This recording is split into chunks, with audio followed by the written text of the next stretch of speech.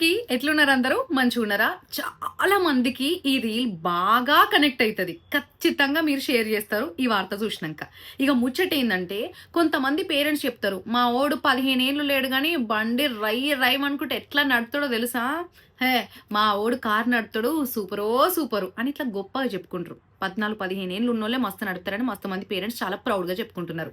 అయితే తెలంగాణలో ఉన్నటువంటి జనగామ జిల్లా వాళ్ళు తీసుకున్న ఒక నిర్ణయం పట్ల చాలా మంది ఇన్స్పైర్ అవుతున్నారు అండ్ ఆ గ్రామ ప్రజల్ని అప్రిషియేట్ చేస్తున్నారు. ముచ్చటకొస్తే 18 ఏళ్ళు నిండనోళ్ళు బండి నడిపితే వాళ్ళ మీద చర్యలు ఉంటాయట. అంతేకాదు, వాళ్ళకు బండ్లు ఇచ్చే తల్లిదండ్రులకు ₹1,00,000 జరిమానా కూడా విధిస్తారట. మంచిగుంది కదా ఈ నిర్ణయం. చాలా మంది మైనర్స్ వల్ల రోడ్ల మీద ఎట్లాంటి యాక్సిడెంట్స్ అవుతున్నాయో మనం చూస్తున్నాం.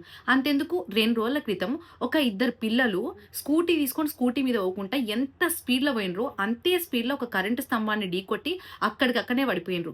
అసలు లేవడానికి కూడా రాలే. అసలు ఎముకలు ఇరిగినాయా, ఏమైంది, కాళ్ళు ఇరిగినాయా, చేతులు ఇరిగినాయా, ఏం అర్థం కాని పరిస్థితి వాళ్ళని చూసినంతసేపు. వీడియో చూసిన తర్వాత ఎంత భయమైందో. అసలు మైనర్లకు బండ్లు ఎందుకు? డ్రైవింగ్ నేర్చుకోవడంలో తప్పు లేదు. 18 ఇయర్స్ నిండిన వాళ్ళు డ్రైవింగ్ నేర్చుకుని లైసెన్స్ అప్లై చేసి రోడ్ ఎక్కడం ఒక పద్ధతి. ఎవరు పడితే వాళ్ళు ఎక్కితే ఓ యాక్సిడెంట్స్ అవుతున్నాయని చెప్పేసి ఈ యాక్సిడెంట్స్ ని అరికట్టడానికి జనగామ జిల్లా ప్రజలు ఈ నిర్ణయం తీసుకున్నారు. అవుగని జనగామ జిల్లా వాళ్ళు తీసుకున్నటువంటి ఈ నిర్ణయం మీకు ఎట్లా అనిపించింది? కమెంట్ బాక్స్ లో కమెంట్ చేయండి.